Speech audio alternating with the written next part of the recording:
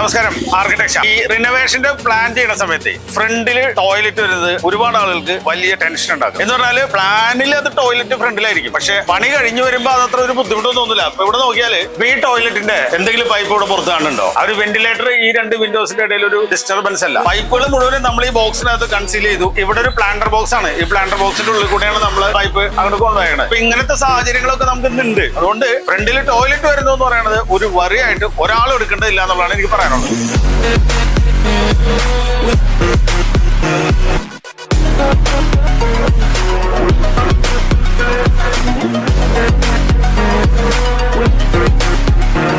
നേരത്തെ കൊമേഴ്സ്യലായിട്ട് നിന്നിരുന്ന ഒരു സ്പേസിനെ നമ്മൾ വീടിന്റെ ഭാഗമാക്കിയിട്ട് എടുത്തു. അങ്ങനെ ആ വീട്ടിലേക്ക് നല്ല ഭംഗിയുള്ള ഒരു ബെഡ്റൂമും വിത്ത് അറ്റാച്ച്ഡ് ടോയ്ലറ്റ് നമുക്ക് കിട്ടുകയുണ്ടായത്. പഴയ വീടിന് പുതിയ മുഖം. റിപ്പയർ കൊച്ചി ഇപ്പോൾ കേരളത്തിൽ എല്ലായിടത്തും, അത് കൂടാതെ കർണാടകത്തിലും വിശാഖപട്ടണത്തും ഉണ്ട്. നന്ദി ആർക്കിടെക്ചർ.